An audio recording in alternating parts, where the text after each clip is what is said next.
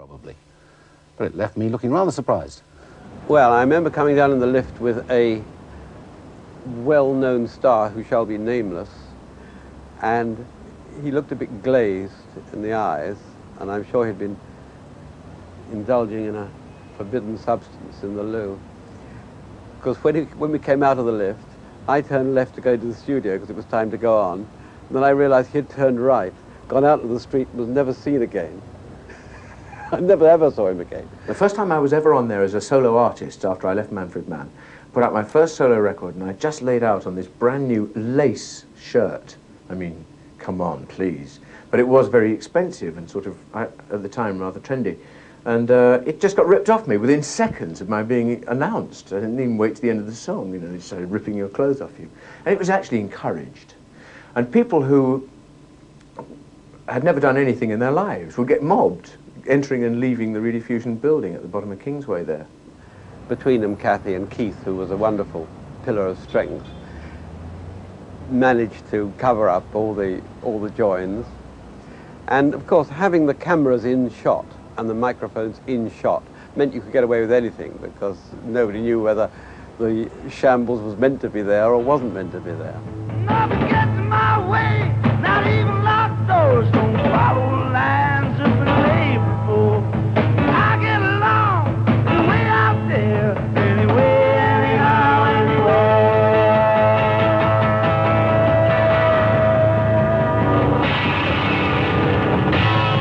Well, I mean, one encouraged the directors, and there were 4 or 5 of them, to enjoy themselves and to push the potential of the camera as far as possible.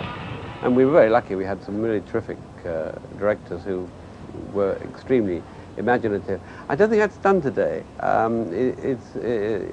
don't think the camera is used at all now. It's all done in the editing. But of course we had no editing. There was no videotape. There was no, I mean, the Vision mixer could play about with about 2 possibilities, but that's all. I mean, we were at a very, very early stage in the whole mechanics of television. How do you think Ready Steady Go compares to some of the pop shows that we have nowadays or have had since? I think it's wrong, Gary, to use the word compare. Ready Steady Go was marvellous, but it was a show on its own, partly by design, Elkan Allen's ideas for it, and partly by a fluke.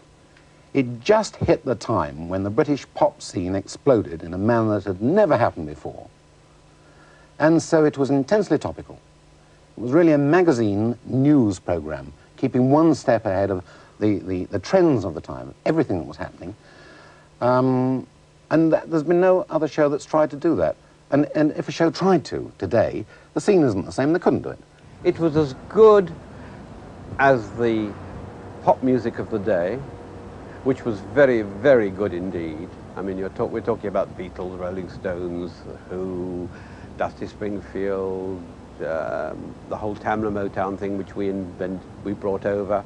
You know, Donovan, who we invented, because we wanted a British Bob Dylan, for instance. We absolutely invented him. And, I mean, all that kind of... The people, were, of course, were wonderful, and it was a marvellous time for music. Ready Steady Go, I think, encapsulates the 60s. There was a kind of freedom for people to just do what they did, and Ready Steady Go was right there with it. Other programs were dedicated to, you know, what was going on in the charts, what was being plugged, what was being pushed. Ready Steady Go rather sort of drew out of the teenage culture what was genuinely of that culture.